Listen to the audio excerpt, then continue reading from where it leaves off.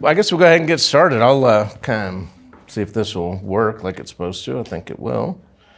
We'll get moving. I mean, obviously, that's me. I'm Jeffery Harper. I'm a marketing professor in the Rawls College of Business. As we were kind of chatting earlier, finished my 28th year there in the Rawls College. I got my Ph.D. in the hospitality administration from Texas Tech. Everything's from Tech actually on here. My undergraduate was in management, and my master's of business was in international business. Studied abroad a lot as an undergraduate. Studied at the University of London, the London School of Economics, and then also for my MBA at the Helsinki School of Economics and Business. When it says areas of expertise, that's kind of like the academic writing or publications that no one cares about other than like my grandma, she was still alive, but the things that kind of publish in is international education, cultural intelligence, but I also have a dual certification as a digital marketing professional, kind of goes into what you're doing. I teach primarily introduction to marketing. It's a required class of all business majors. I guess really the only reason I do that is I have 3 sections of 250 students each. So I have 750 students, so nobody wants to do that, and so I don't mind it and I enjoy it. I do teach international marketing, integrated marketing, communication services, marketing, consumer behavior as well. And in the summers, I kind of migrate north. I've been teaching in Norway for the last 20 years, in Italy and Ireland as well. So I do love Lubbock. I like to get away from Lubbock every now and again. But today our focus kind of be on this idea of what's competitive advantage, and it's really interesting hearing everyone's background being all very different. And so I kind of put together a real basic kind of presentation, just explaining all the different ones. And as you're starting, especially in the back, thinking about new businesses or other things, you can kind of get an idea of all the different options that are kind of available to you. And as we go through this, I hate just sitting up here and talking and no one else talking. And so I want us to be interactive, and I want you to ask any questions that you have. I do things that probably what I know is completely wrong as far as presentations. I put all my information on the slides. So if you don't have copies, you need to email me. I'll be happy to provide copies for you. All my notes are on there and everything. Then it just makes it easier for you. You know, you can go and look at everything. But I think it's really important to always start off kind of at a foundation, everyone be at the same level. And so when we talk about competitive advantage, definition is just a unique feature of a company that distinguishes it from its competitors and provides it with a strategic advantage in the marketplace. And really what we want to develop is not just competitive advantage, we just want to be a little bit better than somebody else. We want this next thing, a sustainable competitive advantage, which is an advantage over the competition that's not easily copied and can be maintained over a long period of time. And why that's so important is you want to do something unique that is hard to copy, right? So your competitors can't do the same. So think about like Southwest Airlines. They've won numerous awards since they've been, once they became a company, right? When they started off, they were a low-cost carrier, right? But they still win all these awards. Why is that? What does Southwest do that's better than other airlines? Hide all the fees, They're transparent with their pricing, right? This is the fee. There's no hidden fees. Your bags fly free, right? What else? Keep it simple. Some people like that. I absolutely hate that, right? I know. I want my aisle seat, right? I like knowing that, but many people like that. Yeah, they are. They're going to start making money off that and monetize that. But what else do they do? What's the one thing? Short destination. They do short trips, right? They joke with the people on the plane. Yeah, they do what? Is that? That personal connection, that customer service, right? They have always been well known for doing a really good job in customer service. And that's something that other airlines haven't been able to duplicate, right? They've seen Southwest do it, but they can't do it. So that's been their sustainable competitive advantage. They've been able to do that for a very long period of time. This is odd having to walk all the way out front here, but this is what we're going to kind of talk about today. This is kind of a framework of all the different types of competitive advantages. And what's important to know, if you're not familiar with this, is You're not going to do all of these. You'll probably choose one or two that you want to kind of focus on. That's kind of the important thing. And we're going to define, and I'll give you examples and where I can, local examples of each and every one of these so you'll kind of understand these. But the first one you see is cost leadership. We have differentiation, focus, strategy, innovation, a customer focus, operational excellence, strategic partnerships, and sustainability. And we'll just get going right through them. So this first one, cost leadership. As you can see, I put a definition for each one of these, so we'll be all on the same page. So cost leadership, the strategy focuses on becoming the lowest cost producer in the industry by reducing production costs, you lower prices that your competition don't have, attract price sensitive customers. And so I have these key tactics with each one of these. But some really good examples, I had kind of some local ones, but I mean, think about it, it's like McDonald's and IKEA are two well-known examples of these, right? If you go to an IKEA, I mean, what can you buy? You can buy like a whole room, right? At a really low price. And it's the same everywhere around the world, right? They make those products available you go to one IKEA, it's no different than any other IKEA. And so they're really good at reducing costs. McDonald's has been one that's had very low cost for quick meals, right? Very efficient in how they do things. So one way to do those tactics that you could employ would be efficiency, right? Having really streamlined operations like McDonald's are really able to make it easy for anybody, people in high school or whatever, to jump in and maintain a really efficient operation. You reduce costs and hopefully then pass those savings to customers. Scale, you achieve economies of scale, right? By producing, like the more you produce, the cheaper it is to produce. I think for local businesses, that's pretty hard to do. And one thing I forgot to kind of say, I'm kind of treating this like my class. So as I tell my students, I'll go through kind of the facts and definitions, but when I have an opinion about something, I will tell you, this is my opinion, just so you know and there's no confusion. I do, in my opinion, I think scale is really difficult to do with a lot of local businesses unless you're a manufacturer, potentially. But that is one option. And then cost-effective sourcing, negotiating favorable terms with suppliers or finding suppliers that can offer you kind of a lower price. Might be something in the parking lot industry if you're paving or doing things like you do in the asphalt industry. So these are cost leaderships. And before we go on, I guess I'll ask for questions before I move to the next one or anything. This one's also I guess in my opinion, but the literature also backs it up, probably the riskiest one to do. Why do you think it would be the riskiest one to do if you're basing your competitive advantage based on price? Changes. Yeah, prices change. The supplies change. Supplies can change, right? Yeah, your supplies can go way up, right? Also not making as much of a profit. You might not make as much as a profit. Your market's constantly changing. Market might be constantly changing. There's one that's really easy that everyone overlooks it. And honestly, if you win a customer by price, you'll lose them by price. And you Yeah, don't always want to be the cheapest. That's exactly it, right? That's the easiest one that if you have a strong competitor that can just match your price. And now you no longer have a competitive advantage, right? And so this is kind of a very risky one to do unless you have a lot of, you basically own the market share, right? If you are the market leader. This next one is differentiation. This is really straightforward, but this involves offering unique products or services that stand out from competitors. Differentiation can be based on quality, features, customer service, or brand image. To succeed, you can do these three things. We'll get into those. But when we look at that definition on quality and features and customer service, I had a couple of really good ones that I kind of put down for differentiation. One of them, and two of them are really good, personal examples would be when you look at features.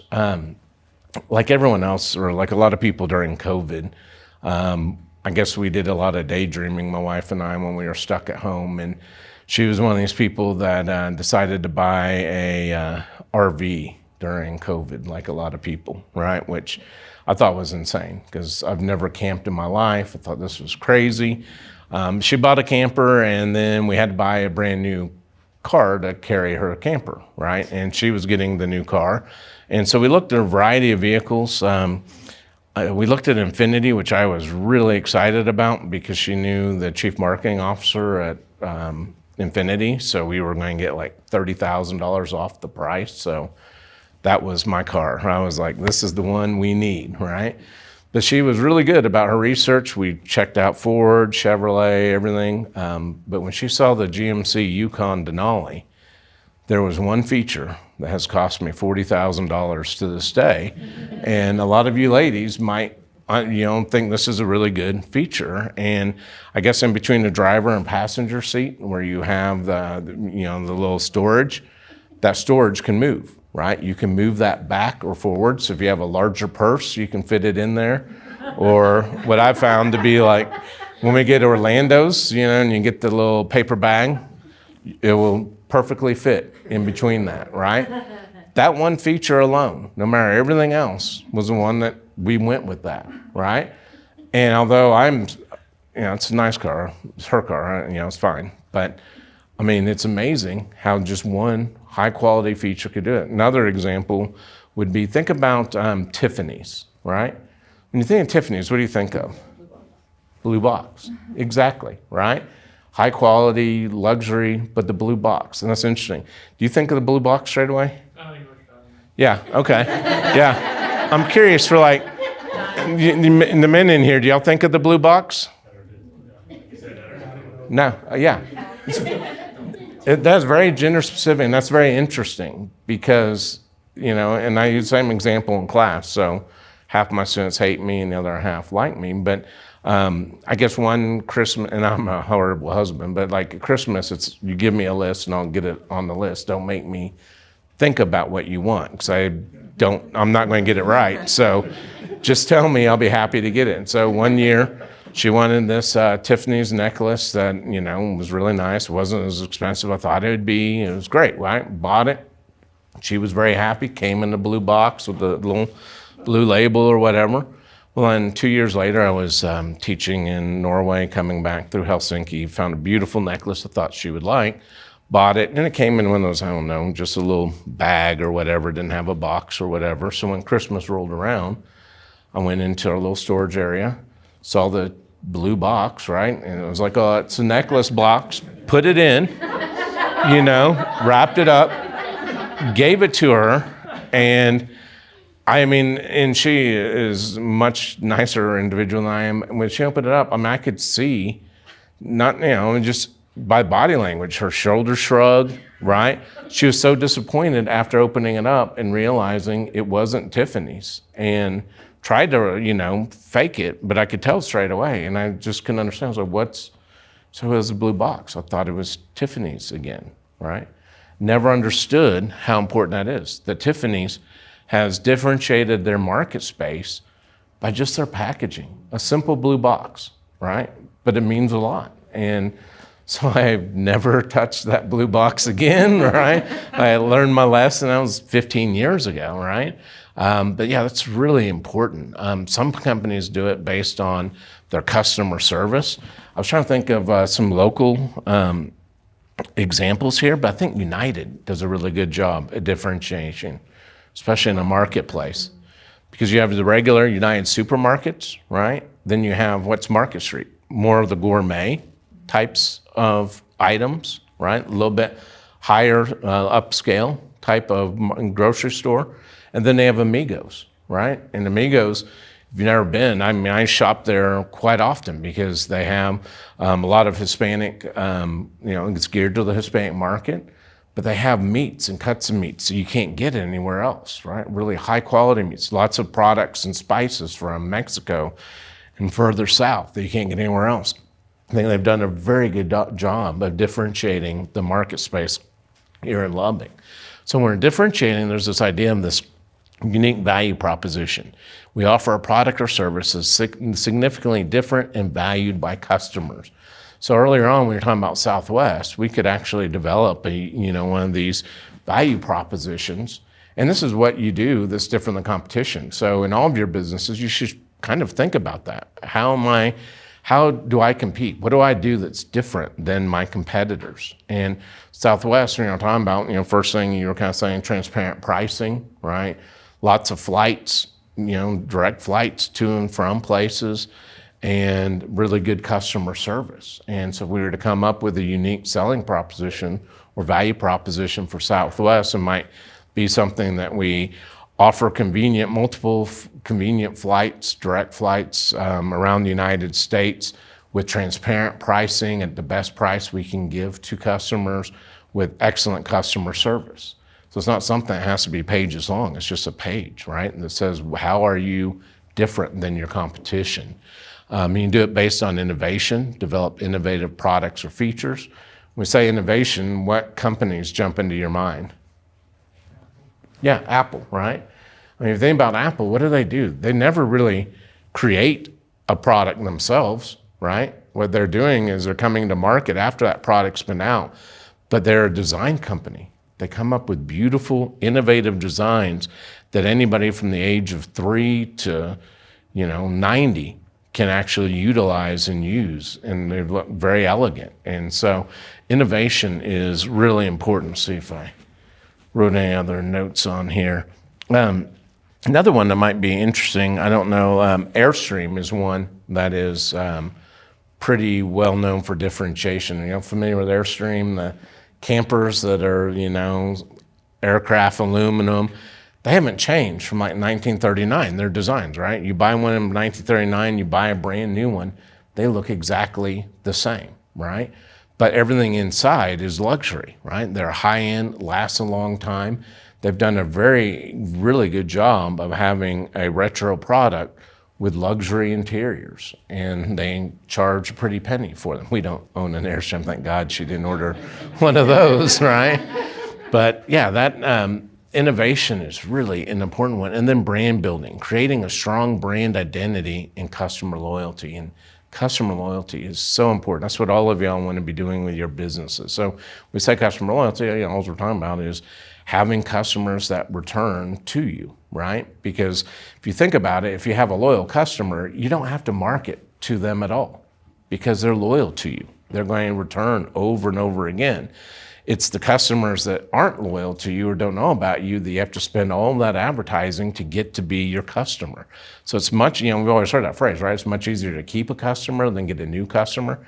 That is absolutely true. And the example I like to give to my students, and it's amazing, and I think I've had 20,000 students in my career, and I run into them all the time, but they can always remember the dress shoes that I wear, because I'm very brand loyal to Echo brand dress shoes. They're a Danish company, and buy them at Dillard's, but they're for people that are on their feet all day long. And they look nice, but they last a very long time. And as I explained to students, they're not overly cheap. They're usually $200 or $300. I mean, everyone's gonna be looking at my shoes, so might as well get to where y'all can look at them or whatever. But yeah, these are probably 10, 12 years old, and they still look brand new. They still are stylish or what have you.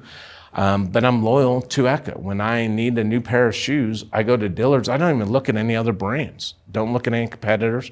I go to just that section and buy them, and I've been that way for 25 years. And customer loyalty is really powerful, except when you don't meet the customer's expectations, right? So I'll be loyal to Echo until the day I get a pair that aren't comfortable, right?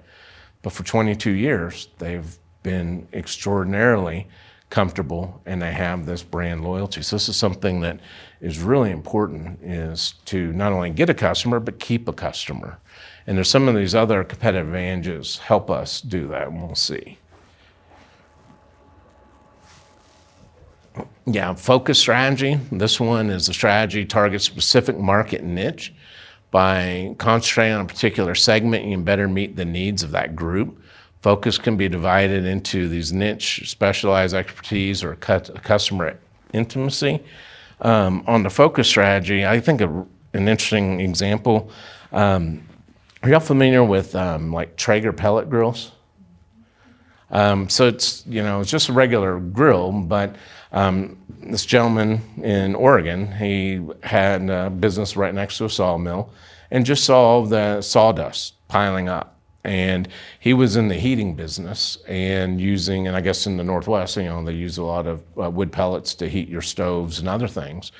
And so he realized, hey, maybe there is a market for all of this excess stuff that's going into the trash. And so he started putting the sawdust together into wood pellets, and then designed a grill that just burned wood pellets, and very successful. Was the very first one to the marketplace with that kind of innovation. Had a patent that I guess finally went up in 2007. Now there's all sorts of brands that compete. I think right now for outdoor grills, gas is obviously big here with Hank Hill and everything from King of the Hill, right? But you look at pellet grills, they have about 40% of the market space, and Traeger owns most of that market space, right? And so it's this idea of just focusing on one area and being exceptionally good in that. This idea of target market segments is really important. Think about, I think a good example is Coca-Cola. I like to use for my students. We're all familiar with Coke, right? When you think about Coke, think about the different products that they have, right? They have regular Coca-Cola, they have Diet Coke. So who's Diet Coke for? Yeah, people that care about calories, right? And so people that want to cut calories buy Diet Coke. What about Coke Zero? People that don't want to taste the diet. Yeah, exactly, right? Diet Coke, you have that horrible aftertaste. Yeah, so it was people that cared a little bit more about flavor. But what was really interesting is when they did studies, they found that men cared about cutting calories, but they didn't want to drink a Diet Coke because that looked too feminine or whatever. And so they came with the Coke Zero. It didn't have that connotation. And it does have a different sweetener. It does taste better for sure, right? But the thing about Sprite, who's Sprite for? Kids are people that can't have caffeine, right? And then what about Fanta? Yeah, but who do you think goes to Fanta? Yeah, you go to any McDonald's where they have that soft drink dispenser and you get your own drinks, every kid's going straight to Fanta, right? So yeah, primarily children. And then the one that I always kind of laugh at when I see somebody buying it, but when you're at United or Market Street like I am, you'll see the same, but caffeine-free Diet Coke. Who's primarily getting that when you see somebody? People that accidentally buy it. Yeah. Generally, at least from my observations, it's generally elderly people, right? That are not getting caffeine and it's no sugar. And you just want to explain to them, it's just water that you're getting right there, right? But they have a different product. And then they have like Powerade, right? That's a Coke product for athletes. So they have focused on one specific area for each one of those products and been very successful. And so that's kind of when we're getting there, specialized expertise, developing deep knowledge and skills in a real specific area. That one was kind of the example I was using with Traeger. Figured out, hey, this is something there's no product for this market. This would be a great market to enter into. And then building strong relationships with customers. That one's really, this is once again kind of like customer loyalty, right? If you have a really strong, and you might be doing this with your dog grooming business. Do you have customers you've had for a long time? No, what happens when that animal passes away and those people, you feel that loss too? Oh, yes, absolutely. Yeah, so you've developed that intimacy, right? You're part of their lives in a lot of ways. And so that's something that's really important, is developing that, right? Getting customers where you're just not a company, you're kind of part of it, right? Some companies have done a really good job. I don't know if y'all are familiar with this at all, but Solo Stove, it's a smokeless fire pit. Okay, yeah, I'm somewhat familiar. So they all look the same. They just changed sizes, right? You can get a smaller one. You can get one for your tabletop, two pretty big size ones. They're stainless steel. They're called smokeless. They still smoke, but less smoke. And you can use either pellets or firewood or whatever, but they're very beautiful design. If you ever get one, we have one, I will warn you, you'll just stare at it because the flames come out at the top and have a really beautiful look to it. But you'll just stare there for hours and on end or whatever. But their CEO will get onto all the different Facebook pages of solo stove owners or other things. And, I'd say at least twice a month, he'll always reply to somebody, "Oh, I love your backyard setup," or "It's so awesome seeing your family enjoying our product, making memories." And then you read all the comments of people seeing that the CEO is spending his time on the weekends making sure customers are satisfied. That really adds a lot of that brand loyalty, right? And these aren't really difficult things to do. It's just taking the time kind of to do so. Innovation, constantly innovating can keep your business ahead of the competition. Some of these are really difficult, like research and development. I mean, you probably are not putting half your budget over how do I come up with new products or whatever, right? So some of these are for larger businesses, but it's something everyone can't think about. And when you're talking about innovating, that's really important, right? When you're maybe in the asphalt business, there's new things that will make that new asphalt last longer or look prettier or stains or whatever. That's a product innovation that can separate you from your competition, right? Always, and I guess especially in the back, if you're coming up with biotechnology stuff, I mean, you know this more than anybody, right? You want that intellectual property protected, you want a patent or what have you, so no one else steals it.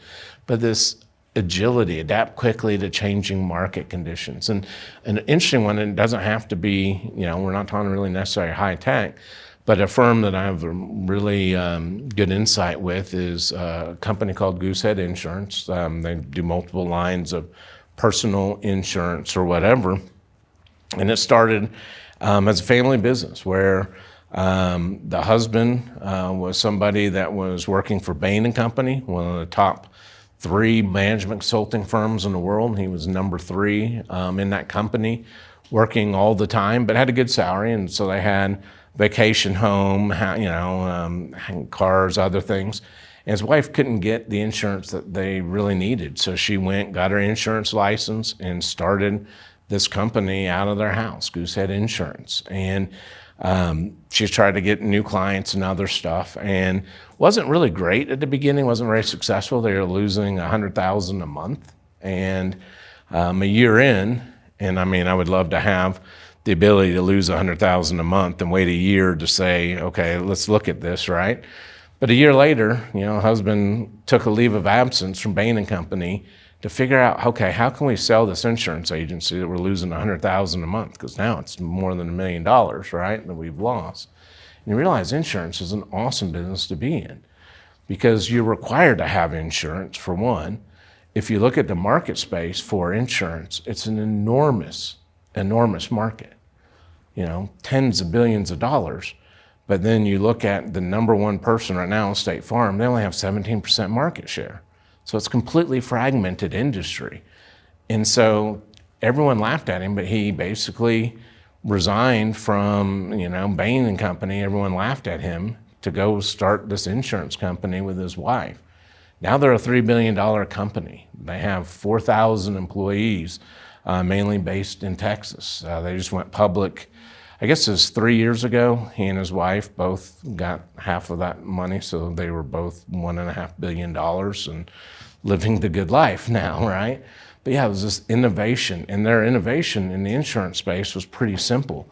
They just felt that they weren't getting very good customer service. So if they could focus on hiring really bright students, with college educations, paying them extraordinarily well, but training them on how to sell, and then having someone else step in to be able to do all the customer service related things. So you can just have one agent focus on getting sales and one agent making sure that all of the current customers are maintained and are satisfied, that you could do exceptionally well. It was kind of an interesting innovation. And so, when we talk innovations, these are not necessarily coming up with the newest, iPhone 16, something really high tech. This is just thinking of new ways of doing things, how you can change that market space a little bit. I'm so used to being right there by my own podium and clicking.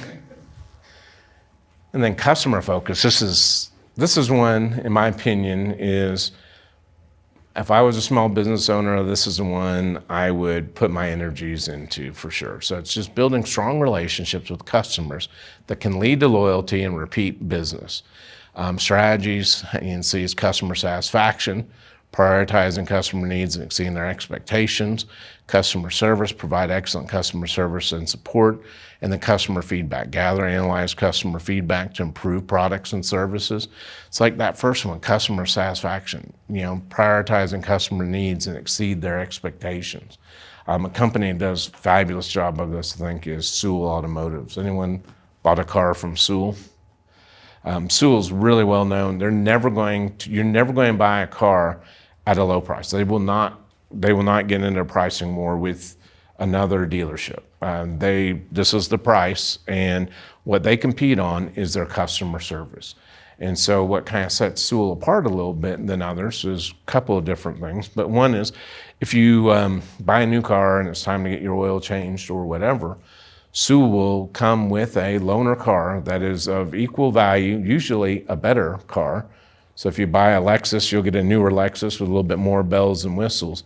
They drive that to your house, pick up your car, give you the loaner, take your car into service. So you never once ever go to the dealership necessarily to do your maintenance unless you want to.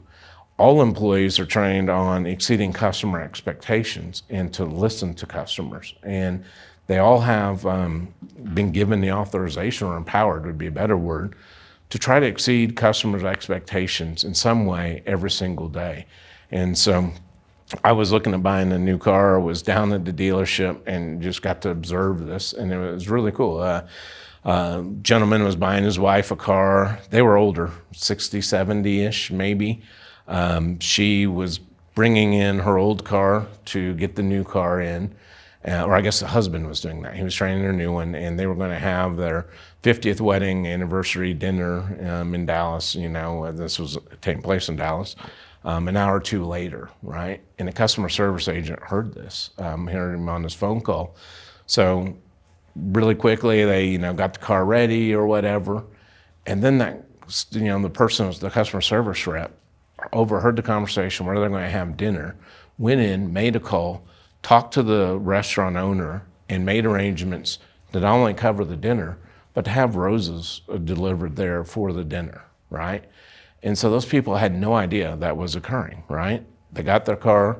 I'm sure they were just happy with their car, go to dinner, and then when they went to pay the bill, they hear, hey, don't worry about this, Sewell took care of it.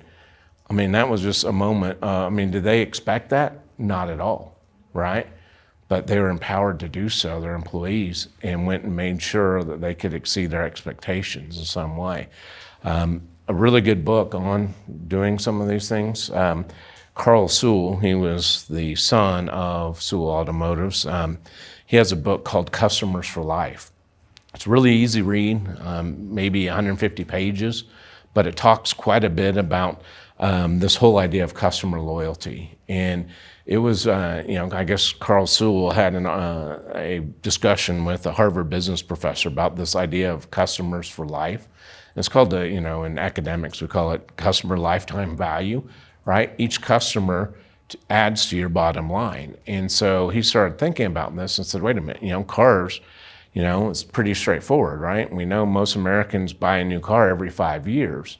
And so I started doing the math, saying, okay, if someone bought a car at 21 years of age from me, how many cars would they buy over their lifetime? About 15 cars, right? And would go through and did the math and realize that if he could keep you coming back to his automobile dealership and buying just from him, that one customer is worth $250,000 over the life of that customer. And as we drive around Lubbock, you see a lot of those Sewell name badges on the back, right? They've done a fantastic job and are extraordinarily profitable because of that, trying to exceed customers' expectations. The other ones provide excellent customer service and support. This one's a huge one. I think, and this is why I think for sure, if I was a small business owner, this is what I'd compete on, because what do we always complain about? We always complain about service, right? We never really talk too much about good customer service, but when we get it, we're really wowed by that. I do have one of these Traeger pellet grills, and I'm not mechanically inclined at all whatsoever. You know, I think it was right when we got married, you know, we, I guess, determined who our responsibilities in our marriage that first day, because I was trying to build a little futon couch and couldn't get it together. My wife came and said, all right, you focus on cooking dinner, I'll take care of this. I was like, fine, right? I was happy doing my thing. She asked me to go get I think it was a slotted screwdriver. I brought her a Phillips head, and she's like, no, I told you the other one. And I was like, there's two of these? I didn't know there's, you know, I mean, I never touched a tool in my life. So, you know, we just easily early on did that, right? But I had my Traeger grill. It's working good, but, you know, I had this little roller, like a wheel, just like that. And it fell off, or it basically broke into two.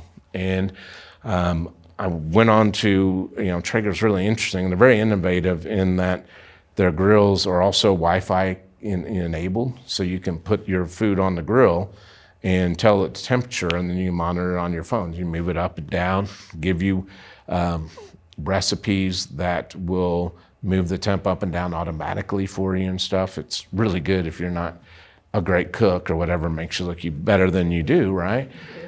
But this, you know, wheel's broken. It's not really working really well. And so I get onto their app, I see that they have a customer service, and click onto that. A chat opens up, and so this whole process took less than 30 seconds. Chat opened up, hello, Dr. Harper, you know, what can we do for you? I said, well, the wheel's broken, you know, and they're like, well, do you mind taking a picture with your camera, enabling video? I said, absolutely. Clicked it on, did the video, and I said, oh, you know, this is 4 years old, but it still shouldn't be that way. Even though this is an old grill, it shouldn't be falling apart like that.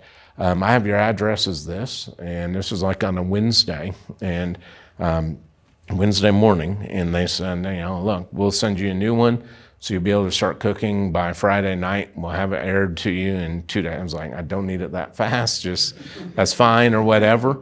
But they're like, no, we'll get it to you so you can cook on by Friday. You'll be back to normal, right? And then, without even telling them, look, I don't know if I'll be able to put that part on, sent me 8 different YouTube videos, right, of how to do it, right? Very easy, you know, this is how you do that. And then what was really amazing, you know, got it just as they said it would come. I was able to do so myself, which is great, right? Put it in there, it works. But then what was great, Monday morning, I get a follow-up email, follow-up call. Hey, did that work? Were you able to do that? Is there anything we can do to help you? I was like, no, I mean, believe it or not, I was able to do it myself. It works really good, right? Really fantastic. Now, the warranty's been out. I've had 2 or 3 other little parts that have gone out, and they have said, look, we appreciate your business. We know you bought another one of these. And they've sent new parts every single time with a nice little video of how to put those in or whatever. But that's exceeded me, my customer. You know, if this one ever breaks, I would not probably look at any other brand, right? I would just look at this brand only because of that exceptional customer service. And then this customer feedback, and gather and analyze customer feedback to improve your products and services. Yeah, no one likes getting negative comments, right? I mean, we just are prone to do that. But at the same token, some of that information can be useful, especially if it's not mean, right? One of the things that I always do in my last day of class, I visit with my students, and I was like, you know, I know you're filling out evaluations, and that's great, but be honest. Don't tell me why I suck. You know, don't tell me I suck. Tell me why I suck and how to fix that. Tell me what you like about the class, so I don't change that, or what you don't like about class and how to do it. And they'll do their evaluations, you know, anonymously or whatever. We'll take a class and talk about it. And it's amazing how many different, and I think that's, you know, I've been really lucky and won a lot of teaching awards at Tank Best because I look at my students as customers, and all my good ideas are from my customers, right? And students say, why are we doing a quiz the day after the day we finish that chapter? You know, since it'd be nice if we could do it the next day so I could have time to study. I was like, oh, that's a brilliant idea. I was like, I only did it because it was just convenient for me when I was making the syllabus. That's a fantastic idea. I've gotten hundreds of ideas from students just by listening and saying, what can I do to improve this? And, you know, if you really elicit it and you have an open mind, you can really get a lot of good ideas. I mean, when you think about places in town that have really good customer service, are there any that come to your mind?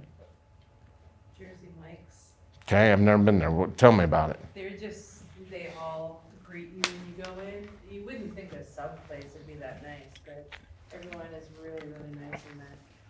They all try to make small talk with you while you're getting your little sub. Cool. Any other ones? Chick-fil-A. Yeah, Chick-fil-A is always, yeah. Hawaiian Bros. Which one? The Hawaiian Bros. Okay. So we just go to, I guess, the same 5 places because we haven't gone to either any of these yet, you know. But I need to probably expand a little bit. Any other ones you don't think of? Now, one of the ones I was going to say on here is, and this is a really weird brand. Have you ever heard of Mary Mecco? Anybody? You might be familiar with their patterns. I grabbed some. My wife, unfortunately, is really, I think it, yeah. So Mary Mecco was the designer for Jacqueline Onassis Kennedy. Did a lot of her stuff. Big into like big floral prints or whatever.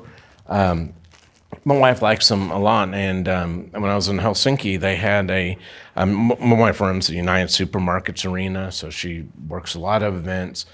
Needs to have her phone, but I guess one thing, I guess being married, you learn a lot. Ladies don't have pockets in their pants generally, and did not understand that or know that. So for an event, it's kind of hard for her to have her phone on her, and if we need to talk to her or whatever. So she saw a Mary Mecco lanyard that was at duty free, said, hey, get me this. It's leather, and you just stick your phone in. It's a lanyard, really nice. But when she got home, when I brought it home, and it wasn't cheap. I mean, it wasn't overly expensive. It was like $150. So it's kind of like, okay, you know, if you want it, I'll get it for you. But when she got it, she didn't like it because you couldn't see the pattern so well on black or whatever. So she said, you know, would have been better if I could get the brown one. And I was like, well, not in Helsinki anymore. I mean, but she went online, saw it on Mary Mecco's website, and went online, put everything in her little shopping cart. Found a few other things, but I guess my son and I were asking lots of questions. So by the time she went to hit purchase, it was no longer in her shopping cart, right? And she was really bummed. That was the one thing she wanted, and it was no longer there because someone else bought it. So she called Mary Mac and the 800 number saying, hey, this isn't in there. What's the deal? And they said, oh, we're sold out completely of that color. There's none of those. And she was totally bummed, I could tell. And so, like any good husband, I just went outside or tried to avoid her a little bit, right? But then I could see that she, you know, mannerism, she was happy or whatever. So I kind of came back in. And she was on the phone, and that person actually said, hey, give me a minute. Let me call some of the other stores. We have an outlet store up in Vermont, and let me see if I can find it for you there. And so they did. And I guess the reason they're selling out so fast is they're all on sale, like 50% off or whatever. So hey, it's not on sale, but I'll give you the 50% off. And I also saw you were looking at this product. Would you like the same on that as well, right? Found all the other products that had disappeared out of her thing and matched the price that she'd originally seen. Took an extra 5 minutes or whatever. But I mean, I know from this point on, for Christmas, everything else, I'm gonna have to go to Mary Mecco and buy these things, right? Because they exceeded those expectations. And it's a really smart thing, very easy thing for someone to do is just take the time saying, I'm sorry to hear about that. Let me see what I can do, right? For the local example I had for this one was, they're no longer around for a variety of reasons, but if you've been in Lubbock long enough, maybe you used to use Bolton Oil Change, anyone? Yeah. Yeah, and so they were fantastic, right? I mean, you would go in, and I think what amazed me when I would look at it, kind of from the academic standpoint, is when you'd go in, everyone looked looked really, it's not, I wouldn't say professional, but they were professional, right? Kind of clean cut, or they were at least put together, right? They greeted you nicely, very friendly. Really well done on their, I mean, I never, once I got my oil change there, I never felt bad about it. It was quality service I was getting, right? I think they did a very fantastic job of what they were doing. And I think when Take 5 bought them or whatever, it's not the same, right? Not at all. I mean, Customer service isn't the same. no. There are 5 minute oil change, just wait to acknowledge for 5 minutes. Yeah, and yeah, I mean, I don't feel the same sense of security about the quality of the service as I used to under Bolton's, right? And so I think that's a really good one. But customer service is really one nowadays that is one, it can't be easily duplicated, right? I mean, that's the one key about this competitive advantage is very hard to duplicate really good customer service. But how do we get to that then with your employees? How can you have good customer service? Train them well. Yeah, exactly. Continuously training them too, right? You also have to hire people that are happy and want to be there. It's not a job. And it's real, I mean, I hate saying the ivory tower, but I guess since I do work in kind of the ivory tower, right, in a business school, that's what it is. So I think I don't have the challenges that maybe a small business does, right? In the sense that I'm not hiring people, trying to find people, so I don't know how difficult that is. But that's the first portion of it. It's right, hiring, selection, finding the right person. But not only that continuous training, right? Having that person that has that servant leadership heart, right? That servant heart that wants to help out other people. And so this one, if you can do it, is the one that's going to set you apart because no one else will be able to, it's very difficult to duplicate. I mean, go back to that Southwest Airlines, right? Still, American Airlines, nobody has duplicated that customer service that they've been able to do. But they do invest a lot of time and effort into training and continuously training their employees. By the last slide, I'll probably quit trying to walk that direction. All right, operational excellence. This one is streamline your operations to improve efficiency and effectiveness, and that can provide a competitive edge. So when we're talking about efficiency, right, doing things maybe a little bit quicker, a little bit cheaper if possible. Quality is another way, ensuring high quality products and services. And then technology, leveraging technology to help improve operations. And you probably see this on social media. A big one a lot of companies are trying to do now is have online chats and other things, which are great, but if there's no one manning that chat or they're not useful, they do you no good whatsoever, right? And so technology can be really helpful, but also can be a huge hindrance as well. When we think about operational though, I mean, Walmart's a great, example of that, right? I mean, do you ever go to Walmart, come out of Walmart and go, man, that was the best customer service I've ever had? Never, right? It's like a self-checkout. Yeah. Well, yeah, I mean, exactly, right? I mean, if it's going to be on the top shelf, you better bring a tall friend with you because you're not going to find anybody to help you out, right? And so, but why do we shop there? It's convenient. They have it. They have a lot. And it's, Variety. yeah, variety and buy everything you want. Shop, you get your clothes, your food, your. You get it all, right? All of it. At a pretty inexpensive price, right? At probably one of the lowest prices, right? How do they do it? It's all based on their operations, right? They are fantastic in their supply chain, right? They work really hard to be as efficient as possible. That's why we have self-checkout, right? They put more emphasis on getting the products on store shelves than having customer service. But, as much as we complain about Walmart's customer service, we don't care, do we? We care that the products there are at a cheap price and where we want it. Like I said, lots of locations. And so operational excellence is a really good one. In small businesses, you might be able to do this if you had multiple locations as well of a business. That is kind of helpful. I think about your business, being able to go and pick up people, their pets and stuff. I mean, you probably have more business than people that would have to go to a standalone store, right? And so that's very useful. Then one of the last ones here. Oops. And this one's very difficult for small businesses, but it can be done. And this is strategic alliances or partnerships. So forming partnerships with other businesses can help you access new markets, share resources, enhance capabilities. So we're talking about this. I mean, when people talk about strategic partnerships, usually they think like joint ventures, two companies coming together or two large companies competing together. But at a local level, this is something that you see oftentimes, go to any Tech football game. What do you hear on the announcements? This is sponsored by this company, right? Having the sponsorship. And so if it's a winning season, hopefully we'll have one this year, right? people there having a good time, they hear this company's name, they know they help support the Red Raider football team. Immediately you start taking those positive things about Tech football and add it to that company, right?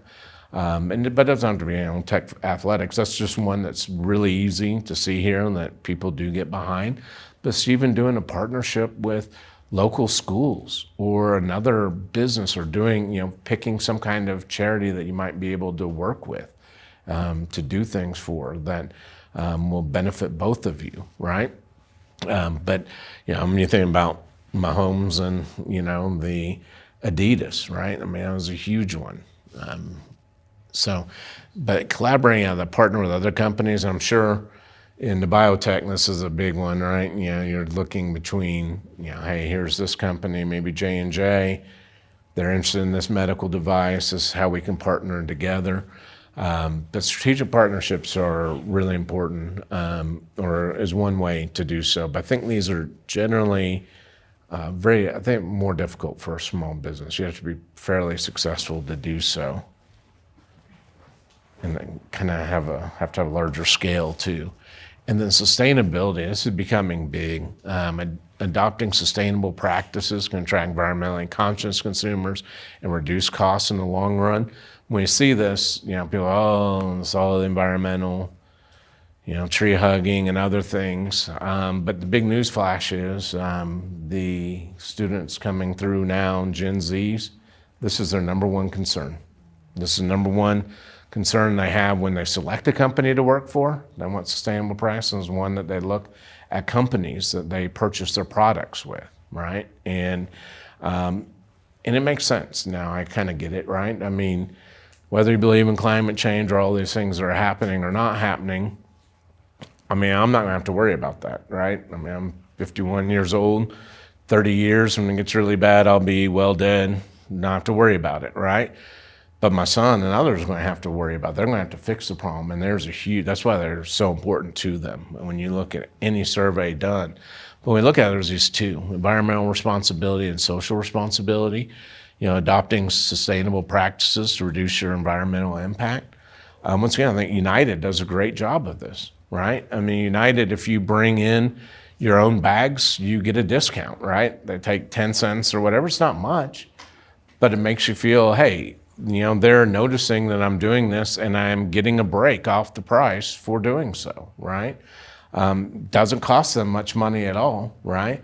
But it's something that they can say, hey, this is something that we're doing. It's super easy. Social responsibility, this is one that kind of gets politicized by politicians a lot, but it's just contributing to social causes and improving the communities in which you operate. And I explain this to students all the time. I mean, companies aren't just, set up and they don't, operate, they operate in those communities for sure, right? But any company we work for, any company is based on people, right? And we live in the communities in which we go to work, right? And we all want Lubbock to be the best place it can be. And so it makes really good sense then for companies to try to help improve their communities where they can. And we see this, probably every week in the news. The South Plains Food Bank doesn't have enough food. What happens? H-E-B and United starts donating food straight away, right? Yeah, they're helping out the community. And for me personally, it's not an issue that I have to worry about, thankfully, but I realize there's a lot of people in Lubbock that do. Something like 35% of people in Lubbock have food insecurity. And so that's something that's really important, especially when I see a company do that. It makes me understand how important that is. And so there's a lot of different things that companies can do, whether it's partnering with a charity of your choice to help raise funds, or just working with schools, right? Helping need-risk kids or other things. Those are really the social responsibility. And people nowadays, when we look at products, when we look at services, and we see that they're often very similar, this is something that makes a huge change. I know I love Amazon just as much as anyone else, but if I have that option of going to a local business and helping make my city a better city by helping a local business thrive, I'll do that, right? And more people understand that. right? And young students, I'm amazed because, I mean, they just sit there and don't say a word in class. I mean, I'm not afraid of another 9/11. I was more afraid of these students imploding the country, right? But the more I get to know them, it's the opposite. You know, they really do care about this stuff. They spend their money based on companies and how they can help people, which is amazing to me. And so this is one that is really important. So it's not, you know, you have to recycle everything in our business or whatever, but it's doing these things like social responsibility, or if you do have that option, right? I'm doing something that's not throwaway that you can reuse. Many consumers find that to be, and many companies find that to be a way that they can actually have a competitive advantage. So I think these are all of them. I think we went through them all. And all of these, this whole thing I should start off with came from a guy named Michael Porter back at Harvard Business School. He wrote this thing about 5 competitive forces back in, I think it was like 1976, and then went out and, you know, wrote different papers and put it all together, these competitive advantages. So this stuff you can Google, find really easily, but these are tried and true. These are things that all businesses, you know, do one of these at least that are successful. What questions do y'all have? None? You know, last one, that's a cool one because you're done. Everyone wants to get out just in my classes, right? Everyone's like, done for the day. Are y'all, I don't know, are these slides like available to y'all or? They said the presentations would be available at their website. Perfect. It'll be an email, but what they told us. If you need this PowerPoint or whatever, and you just come on, I got my card, I'll give it to you and just email it to you or whatever. It's the easiest thing, I think. No questions at all? Well, I'm sure you're going to leave and then everyone will hang around and come and ask questions like my students. They're always afraid to ask in front of everyone. I was actually going to ask if you could look over, because I did flyers and I've got like a capability statement. Maybe you can give me some pointers. Sure, I can give you some feedback, for sure. I'm happy to do so. Just wondering about the intellectual property. I know that within the U.S. we have some rules and things like that. It's probably a little safer to control the stealing of Right. thing. But how do we control the ones from other countries? That gets to be hard, right? Because each country either has them or they don't. Right now in the European Union, they're all centralized like United States, right? There's one place you go through for patent and intellectual property, right? But as we know, China and Asian countries, generally speaking, there is none, right? And so, I mean, you know, I do a little bit in a lot of international marketing. I don't have my own business in doing those things, but oftentimes with some of the consultant companies I've worked with, what they always would suggest is finding a local lawyer that specializes in each country that you're doing, and never rely, especially if you're doing a region like South America, never relying on somebody that says, I can do it for all of those, very country specific, because, law is specific to each country. And so you have to get a lawyer. But the other thing too is to know that even if you have a lawyer, someone can easily steal it if they don't have harsh penalties like we do in this country. Other countries, you might have a lawyer, have a patent, but if they don't abide by it, it's useless, right? Especially when we get a lot of products made in those countries and we Right. all the designs of Exactly. and next thing you know, they're having better product than ours because we give them the idea, they tweaked it, and next thing you know, your airplanes look like their airplanes, or their airplanes look like ours. I mean, a prime example is the third generation of the iPhone. One of the factory managers for that was, I guess, very ambitious. And at that time, that factory had one shift a week that they didn't operate. So they weren't 24/7. They had one shift they weren't doing. But that plant manager actually had that shift going and producing an iPhone, right? Just had all the components. And then what he did was smart. He put an H in front of it. So it was the high phone, not the iPhone, right? Had a brother-in-law in different cities, large cities, and then was shipping him these high phones, selling them at half the price. And then, an Apple executive was over there, was flying through Shanghai, happened to see one of these, took it apart and realized it was his product, right, that this guy was doing. Now in China, they do have some strict things, and they didn't want Apple to leave, so that guy had, a really hard life after that. But yeah, it's almost impossible, right? Especially, yeah, like you say, if you have manufacturing, someone sees your design or your innovative manufacturing process, it's really difficult. I mean, I don't know if you can really protect yourself, to be honest, in my opinion. Thank you. How do you suggest, you want to be community involved as a business, you want to be giving back to the community and such, but you don't want to be sounding like you're tooting your own horn because you're doing so. You walk into United, they got the scale up there, whatever organizations received $50,000 from us this year or something, and, you do it because it's the right thing to do, but you still want to see your business progress and have some form of recognition. Right. How do you suggest? Man, I think, that, or- if I'm doing that kind of stuff, I mean, I'd maybe, I don't know if they do it somewhere, but say that, they used to have down here or downtown that Susan B. Komen Race to the Cure or whatever. If I'm donating to that, and then I'd want to see my farmers, insurance thing and my name on it too, so they don't go to some other farmer's insurance one.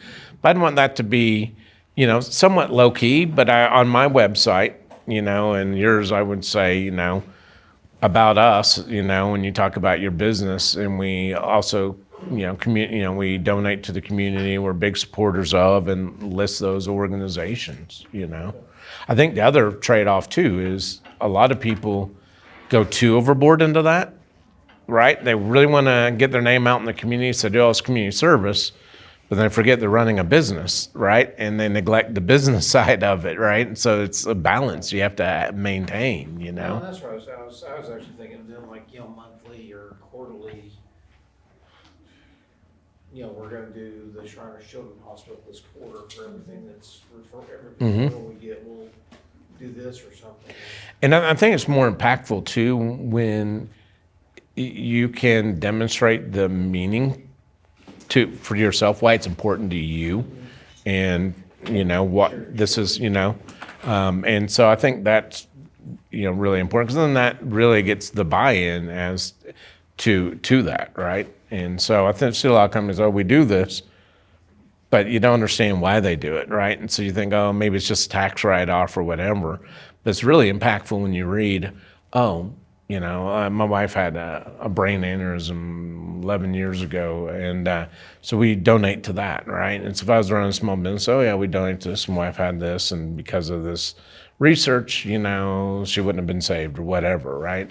That's much more impactful than we donate money to this, right? And so I think that's the thing, is making it impactful and local, people realize it's helping out the community here. Cool. Well, thank you. Yeah, no worries. I'm enjoying visiting with you guys.